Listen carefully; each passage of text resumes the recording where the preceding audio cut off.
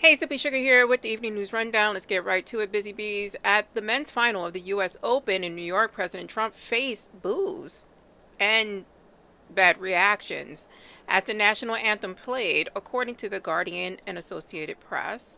The atmosphere turned tense with some supporters in the audience, but mostly booing and bad reception for Donald Trump.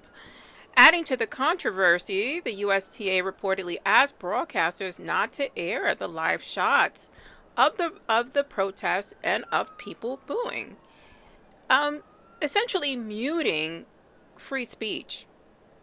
And like, I don't know what else to say. The fact that you can ask reporters not to report what's happening in the United States with an American president is jarring to me. This gives people a clear picture of what the reception is and what it feels like in America right now. We have a right to see this all across the United States.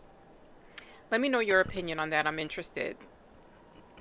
Following last week's ICE raid at a Hyundai electric vehicle battery plant in Georgia, which detained nearly 475 workers, South Korea announced it will charter a flight to bring home more than 300 of its nationals caught up in the raid. Yeah, because they don't trust the Trump administration. They want to bring them home, not, get deported to Iceland or Antarctica, wherever they're sending people now.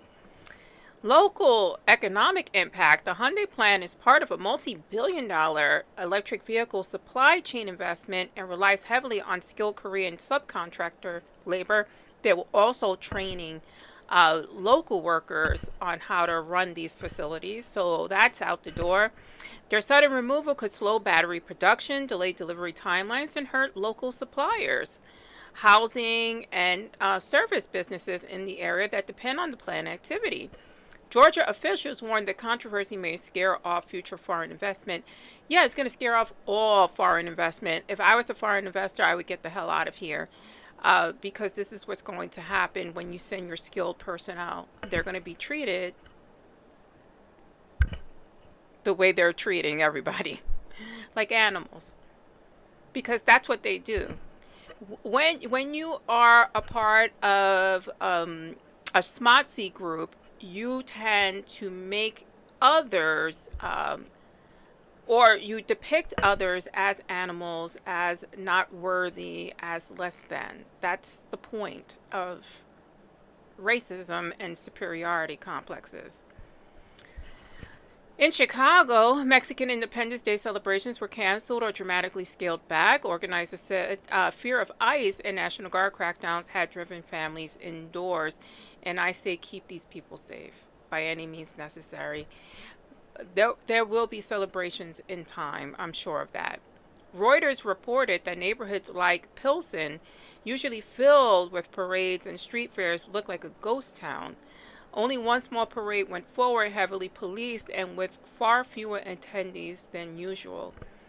Listen, I'm a U.S. citizen. I am Puerto Rican. We are U.S. citizens, and I am afraid to attend certain things because when they scoop everybody up, they're not going to look at me and ask me who I am, what I am. I'm just going to get scooped up. And that's just being honest. The Texas Tribune reports that the state's new GOP-led redistricting maps are designed to flip at least 5 Democratic House seats by diluting voting power in rapidly diversifying areas. That's the purpose of gerrymandering. Counties like Toronto, home to growing Latino and Black and also Asian populations, are particularly affected. Democrats and voting rights group call it racial gerrymandering at a large scale. This is exactly what it's intended for.